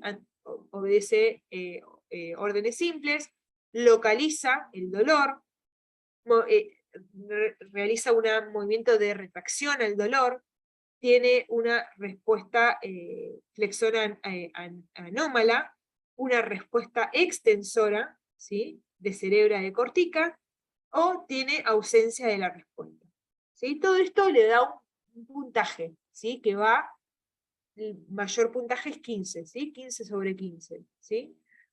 Entonces, si el paciente obedece órdenes es un 6, si localiza el dolor es un 5, si tiene retracción al dolor es un 4, si tiene una respuesta anómala es 3, si tiene una respuesta extensora es 2, y si tiene ausencia de la respuesta es 1. ¿Sí? El peor puntaje es 3 sobre 15, si no existe el 0, a no ser que no se pueda evaluar, y si no es 15 sobre 15 la mejor respuesta. O sea, la mejor valoración de la escala de Glasgow. Con respecto a la respuesta verbal, es si el paciente está orientado en persona en tiempo y espacio, ¿bien? Si tiene una respuesta confusa, da un valor de 4, si tiene respuestas inapropiadas, es un valor de 3, si tiene sonidos o ruidos, es 2, y si tiene ausencia de respuesta, es 1. ¿Sí? ¿Dónde tengo que realizar el estímulo doloroso? Puede ser presionando la punta del dedo con una lapicera. Lo del pellizco no se recomienda, ¿sí? Porque se han observado lesiones en los pacientes. Antes decían que se podía pellizcar al paciente para observar el estímulo, pero ya no, por un tema de lesiones.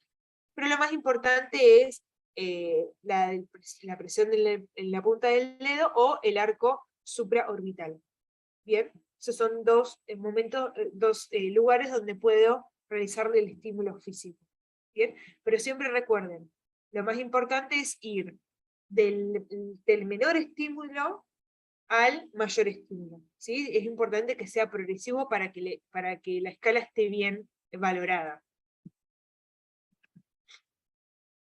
Otra vez hablamos de la escala de NIH, ¿sí? Esta escala, recordamos que sirve para poder valorar de manera neurológica a los pacientes que están sufriendo un ACV isquémico y poder cuantificar el deterioro en la fase aguda y durante su evolución.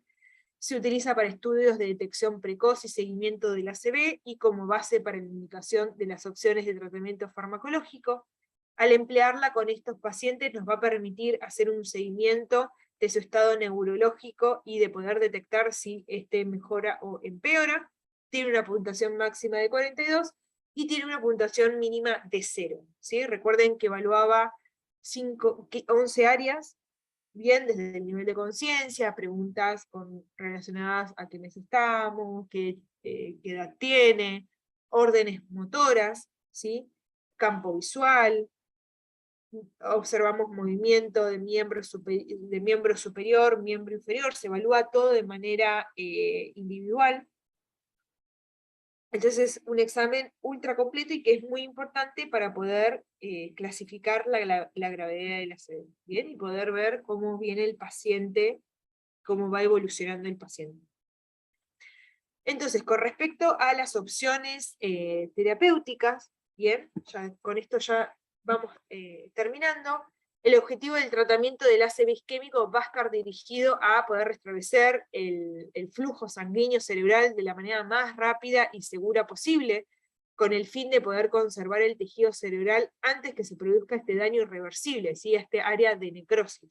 ¿Sí? Recuerden que con el RTPA lo que voy a poder lograr es recuperar el área de penumbra, ¿sí? Ese área hipoperfundida.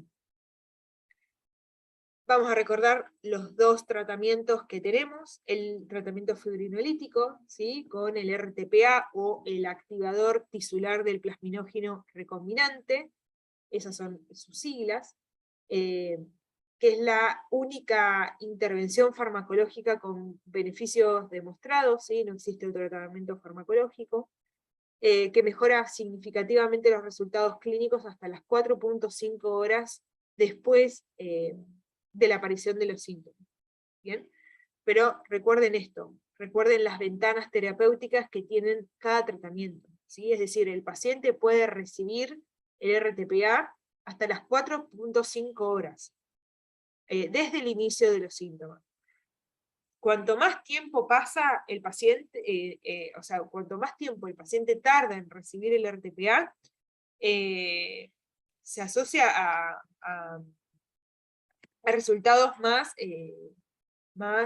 limitantes, ¿no? Pero lo más importante es que el paciente lo reciba lo antes posible, ¿bien? Otro tratamiento es la trombectomía mecánica, ¿sí? Pero bueno, los pacientes tienen que tener condiciones específicas para poder recibirlo, ¿bien? Muy bien.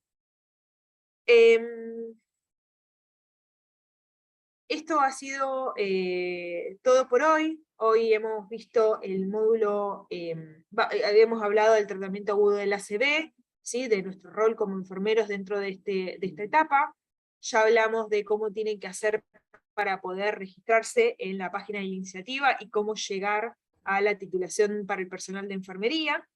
y los conceptos básicos de titulación de enfermería o conceptos básicos sobre el ACB para el personal de enfermería.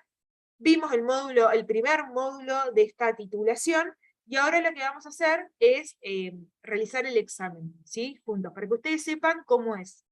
El examen es multiple choice, ¿sí? Generalmente tiene una opción, pero ustedes tienen que leer porque algunos módulos tienen más de una opción, pero fíjense que tienen que leer bien lo que se pregunta. A ver,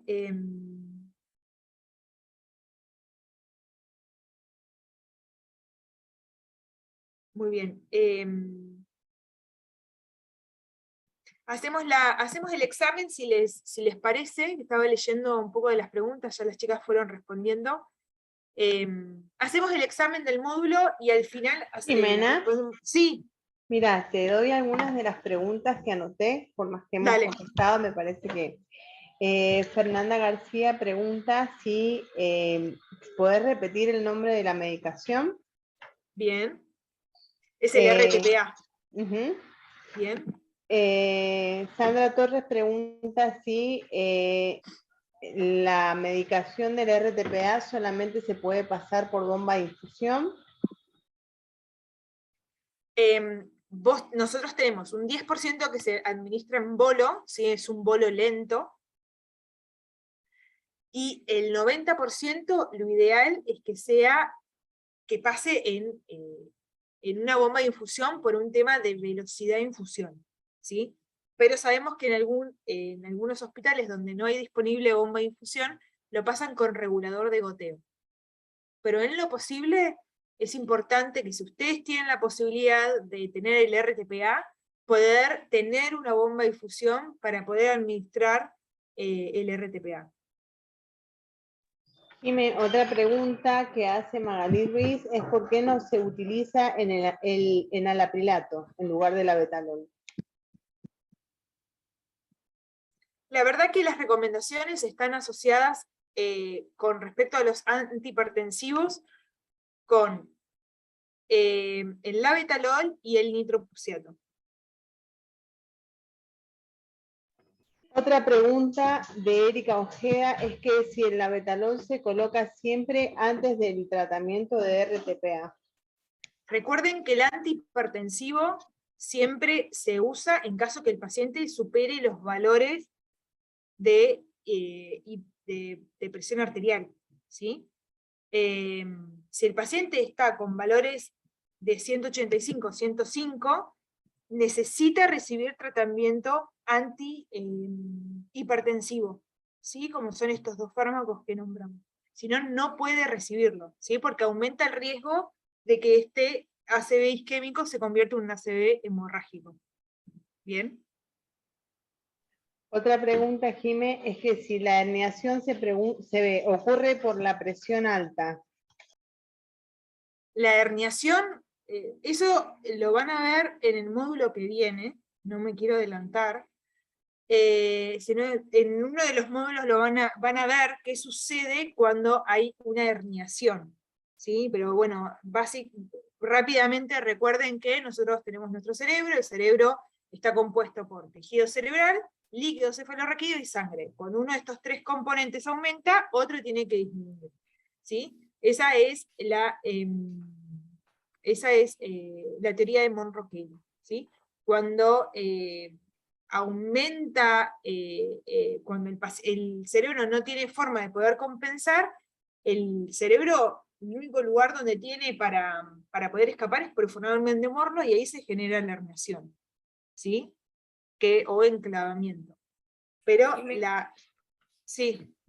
Hay una pregunta que es bastante repetida, ¿sí? Que es con respecto a la dilución del RTPA. Sí, acá la estoy viendo. El RTPA no se diluye, ¿sí? Se pasa así con el frasco como viene, ¿sí? Se cuelga, y la recomendación es no traspasarlo también, porque a veces hay gente que lo junta los dos frascos en otra solución, en un Baxter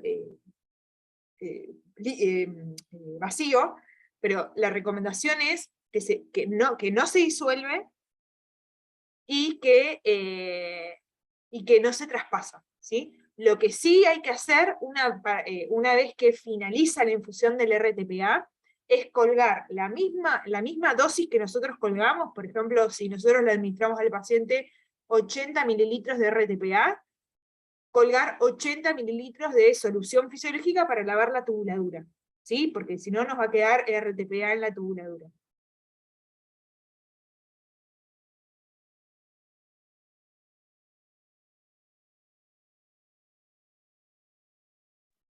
Después, bueno, hay también otra pregunta que tiene que ver con la realización del examen. Le estamos contestando a todos que una vez que se loguean, descargan la bibliografía, esto es una guía, al final tienen el examen, ¿sí? Que lo tienen que hacer online para que quede el certificado. Pero bueno. Exactamente. Exactamente. Por Y ahí la última, perdón, y la Sí. última pregunta del contenido es si la medición del dolor se puede hacer presionando el esternón. Había un tema, eso ya lo habían sacado porque empezaron a aparecer hematomas, ¿sí? Hay dos lugares donde se recomiendan, una es en el arco orbitario, y otro es con la lapicera en la uña, pero hay que tener mucho cuidado, no tenemos que lastimar al paciente, ¿sí? Eso es algo muy importante, y hay un montón de estudios que muestran las lesiones que tienen los pacientes por hacerle una respuesta física, ¿sí? Tenemos que tener mucho cuidado con eso. Pero no se recomienda, ni el pellizco, ni la presión en el esternón.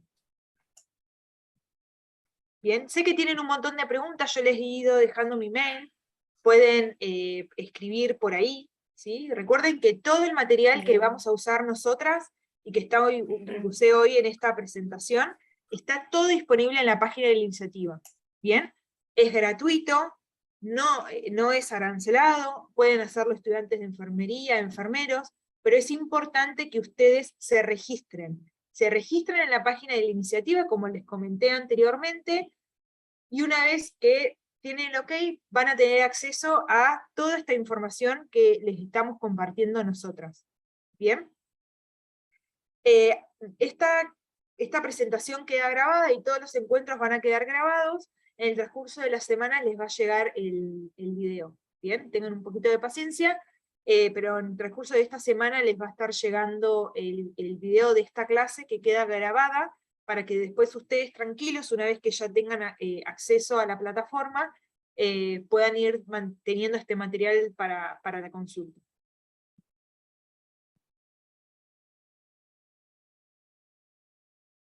No sé si ha quedado alguna pregunta más que ustedes crean que sea importante. Los efectos secundarios del trombolítico, vos lo habías nombrado, así que bueno, lo pueden ver cuando les enviemos el video, y de hecho en la bibliografía de nuestra página. ¿Sí? Exactamente. Exactamente. Esto es muy importante que ustedes utilicen estas clases de apoyo. También les recomendamos que puedan leer el material, y que, por ejemplo, en el próximo encuentro se va a ver módulo 2, 3 y 4, si no me equivoco, y ustedes, si ya están registrados en la página, van a tener acceso al material bibliográfico, ¿sí? Y está bueno que ustedes lo puedan leer, así pueden aprovechar mejor la explicación que van a estar dando las chicas con respecto a esos temas, ¿sí? Muy bien, seguramente tienen un montón de preguntas. Cualquier cosa me pueden escribir a mí, o le pueden escribir a Cecilia, o le pueden escribir a Mariana también, o a las chicas, y les vamos a ir ayudando si tienen dificultades para poder registrarse, si tienen dificultades para poder acceder al examen y demás. ¿Bien? Muy bien. Ya para ir terminando, vamos a trabajar sobre el examen 1, así ustedes lo pueden saber cómo es que lo tienen que hacer. Recuerden que el examen está en la página de la titulación, pero para poder acceder al examen tienen que registrarse, ¿bien? Como les comenté anteriormente. Después cuando les llegue la grabación, que les va a llegar al mail con el que ustedes se registraron, van a poder ver cómo tienen que hacer y demás. Entonces, ¿qué es importante? Que puedan ir seleccionando las respuestas. Recuerden que tienen que aprobar con un 80%, ¿bien? Si no aprueban, lo pueden hacer todas las veces que sea necesario al examen. Entonces, la primera pregunta del examen dice, ustedes si se animan, podemos ir respondiendo, ustedes podrían ir respondiendo desde el chat de preguntas y respuestas, ¿cuál es la opción que ustedes elegirían? ¿Bien? La pregunta 1 dice, ¿cuál es el mayor factor de riesgo del ictus o ACV? Ictus y ACV es lo mismo, ¿bien? El sexo, el colesterol, la hipertensión arterial, el grupo étnico o los antecedentes familiares. Ahí los voy leyendo. Mientras les dejo por el chat mi mail, que ya dije que ahí me lo habían pedido.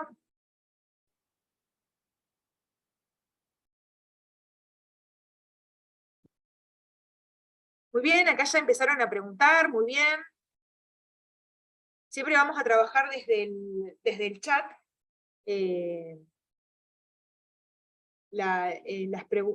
Los exámenes, ¿sí? Las preguntas del examen, la resolución de los exámenes. Ahí veo que están poniendo hipertensión, la mayoría, colesterol, todos. Se puede marcar más de una opción. Acá fíjense que dice cuál, no dice cuáles, ¿sí? Así que es uno. Presión arterial, muy bien. Hipertensión y edad. Es muy importante que vayan leyendo, porque el sistema les va a dejar marcar un montón, ¿sí? Si quieren pueden marcar todas, ¿sí? Pero fíjense que acá dice cuál es el mayor factor, ¿bien? No dice cuáles, sino ahí podemos entender que es más de uno. A ver, ¿qué dice? Muy bien, es la hipertensión arterial, ¿sí? Es el mayor factor de riesgo de sufrir un ACV. Muy bien, siguiente pregunta, son 8 preguntas, ¿sí? Con esto ya terminamos. La presión arterial es la causa frecuente de acontecimientos vasculares. ¿Cuál de las presiones arteriales presentadas a continuación no está relacionada con un mayor riesgo de ACV? Bien. ¿Cuál de las presiones arteriales presentadas a continuación no está relacionada con un mayor riesgo de ACV? Y ahí vemos diferentes valores de presión arterial. 160-90, 135-95, 140-91, 135-85 o menor de 120-75. Ahí los leo. 135-85, menos a 120-35, ya van respondiendo. Roxana pone 2, 4 y 5. Carla pone 120-75. Menor a 120-75, 135-85. Muy bien, ahí respondiendo. Gracias por participar.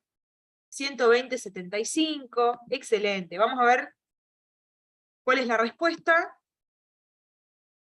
Bien, muy bien. Menor a 120-75. Es decir, que cuanto más hipertenso es el paciente, más riesgo tiene de sufrir un ACV. ¿Bien? Esta está muy relacionada con la primera pregunta. Fíjense esta. Dice la pregunta número 3. ¿Qué partes del cerebro desempeñan un papel importante en la función del lenguaje? ¿Bien? ¿Se acuerdan? Área de Broca, área de Wernicke. Puede haber una o varias opciones. Acá clara. ¿Sí? Ay, la expolié.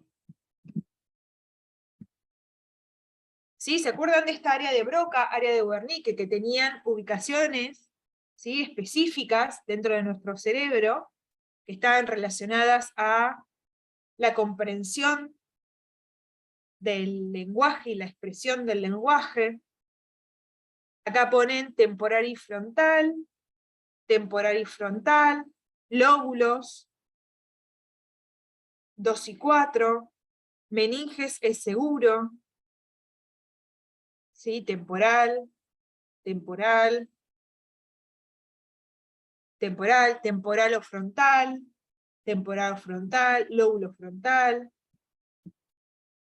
temporal y meninges. ¿Sí? Recuerden que no se confundan con las meninges, que por las meninges circula el líquido cefalorraquídeo, ¿no? Que hoy habíamos hablado, ¿sí? De las diferentes meninges, ¿sí? Pero había dos áreas muy específicas, que era el área de Broca y el área de Wernicke, que estaban relacionadas y que cumplían un papel muy importante en la función del lenguaje.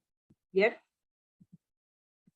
Vamos a ver la respuesta, y es el lóbulo temporal y el lóbulo frontal, ¿sí? En el lóbulo frontal está el área de Broca y en el lóbulo temporal está el área de Wernicke, ¿sí? Muy bien, gracias por participar. Seguimos, cuarta pregunta. ¿Qué espacio ocupa el líquido cefalorraquídeo? ¿Sí? ¿Se acuerdan? Ahí sí, de las meninges, ¿sí? Que teníamos las diferentes meninges, y por debajo o entre cada meninge hay espacios, ¿sí? Está el espacio epidural, el espacio subaracnoideo y el espacio subdural. ¿Bien? Justamente el espacio epidural está por encima de la dura. Y el subdural está por debajo. Bien, ahí los leo. Opción 1, subdural, subaracnoideo, espacio epidural, subaracnoideo, subdural, epidural, subdural, subaracnoideo, subaracnoide, epidural, espacio epidural. Muy bien. Algunos han respondido de manera correcta. ¿Sí? Recuerden que por el espacio que circula el líquido cefalorraquídeo es por el espacio subaracnoideo, ¿sí? Es decir, por nuestro encéfalo y por la médula espinal. Muy bien. Siguiente pregunta, pregunta número 5, nos quedan 3. La siguiente frase: el flujo sanguíneo cerebral se mantiene relativamente constante a partir de los cambios en la presión de perfusión cerebral. Esta es un poco más tramposa, ¿no? Pero esta opción ¿es falsa o es verdadera? La siguiente frase: el flujo sanguíneo cerebral se mantiene relativamente constante a pesar de los cambios en la presión de perfusión cerebral. ¿Verdadero o falso?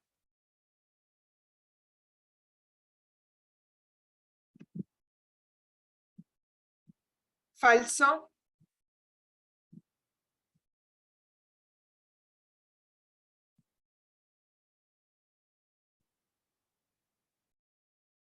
Falso, verdadero.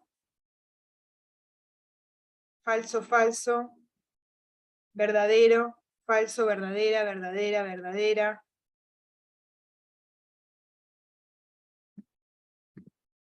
Verdadero, verdadero. Bien, verdadero. Bueno, vamos a ver.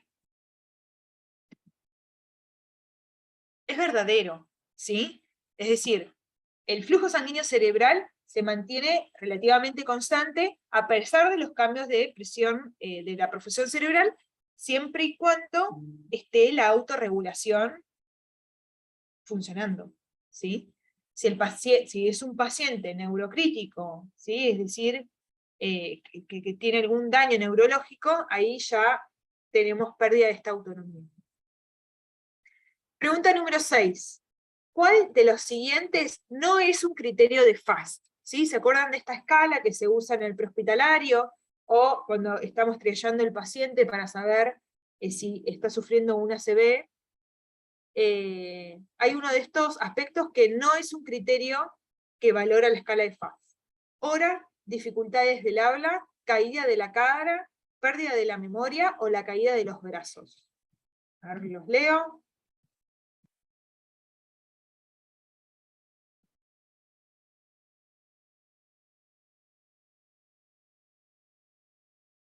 Pérdida de la memoria, pérdida de la memoria, pérdida de la memoria, pérdida de la memoria, hora, caída de la cara, pérdida de la memoria, hora, pérdida de la memoria, la hora, pérdida de la memoria, caída de los brazos.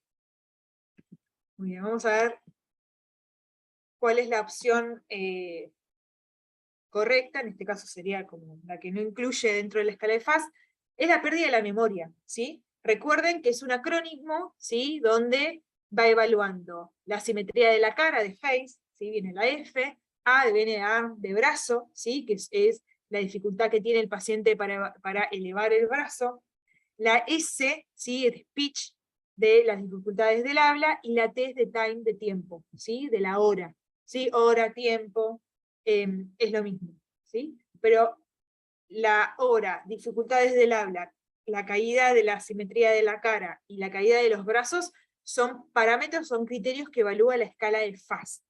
¿Bien? La pérdida de la memoria no. No la evalúa ninguna. Bien, última pregunta. ¿Cuál es el margen de tiempo para el tratamiento trombolítico desde la aparición de los síntomas en el que se consigue el mejor resultado? ¿Cuál es el margen de tiempo para el tratamiento trombolítico desde la aparición de los síntomas hasta que se consiguen el mejor resultado? De 0 a 3 horas, de 3 a 4.5 horas, o de 4.5 horas a 6 horas. Ahí los leo.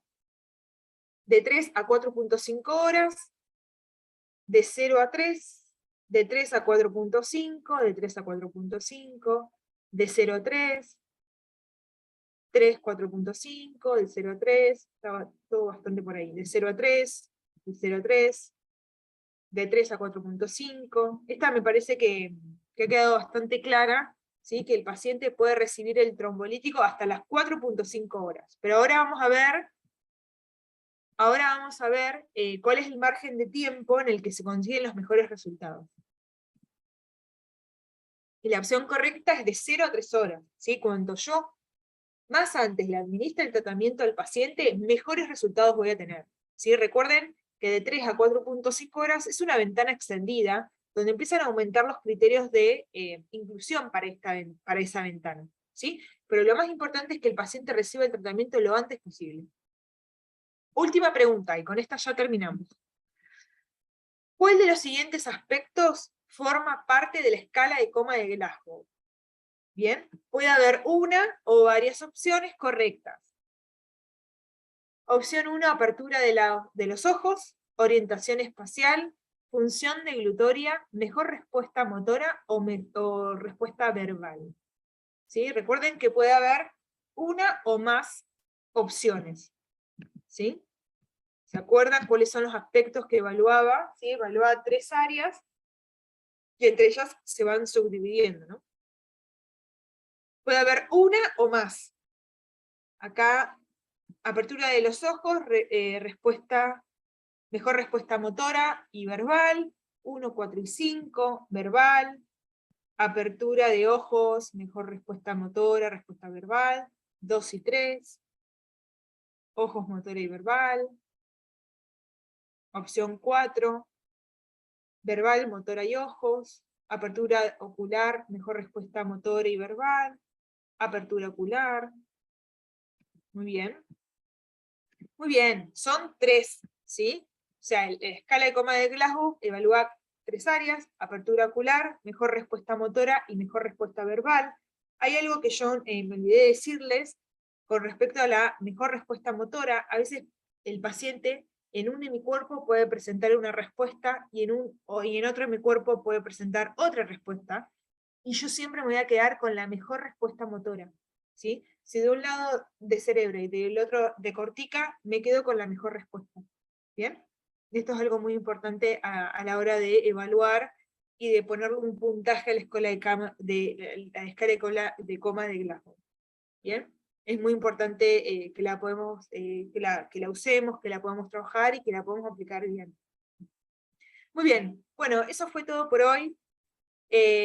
Hace una extendida jornada, se han llevado un montón de conocimientos, algunos lo hemos repitiendo, muchos de estos conocimientos los vamos a ir retomando en estos encuentros, y ustedes los van a poder abordar con mayor profundidad con la teoría, ¿sí? Recuerden que toda la teoría y todos los contenidos que nosotros les compartimos a través de estos encuentros están disponibles en la página de la iniciativa, ¿sí? Y dentro de esta página de la iniciativa van a encontrar la titulación para el personal de enfermería, donde van a encontrar el material y el examen. No tengan problema de escribirnos, nosotros vamos a poder ayudarlos en que se puedan loguear, si se traban con algún examen y demás, o si tienen alguna dificultad para poder manejarse en la página. Espero que les haya servido. No sé si mis compañeras quieren agregar algo más. Ellas van a estar con ustedes en los próximos encuentros, nosotros conmigo también van a tener más encuentros, pero bueno, espero que les haya servido, que se hayan llevado conocimientos, que los puedan aplicar en sus lugares de trabajo, y que se sigan formando. Jimé, felicitaciones, excelente disertación, muchísimas gracias. Gracias, Yami. Bueno, Jimé, excelente como siempre. Mil gracias y bueno, nos vemos en la próxima. Exactamente, ya nos vemos el martes que viene a las 7 de la tarde. Si no me equivoco es módulo 2, 3 y 4. No me acuerdo si está Yami o está Flor, el martes que viene. Estoy yo. Está Flor, con Flor Sí. van a ver el módulo 2, 3 y 4. Si pueden, ya pueden empezar. Si se enganchan, Sí. pueden hacer el módulo 2, módulo 3, módulo 4. Pueden ver la parte teórica y después pueden hacer, después del encuentro, pueden hacer el examen, como ustedes quieran, pero lo más importante es que se puedan inscribir y que puedan empezar con la titulación. Cualquier duda que tengan, nos consultan, nos mandan un mail, las chicas también han dejado su mail para cualquier duda que ustedes tengan. Así que bueno, nos vemos el martes que viene a las 7 de la tarde por el mismo link. Bueno, buenas tardes y saludos. saludos. Adiós. Adiós, buenas tardes.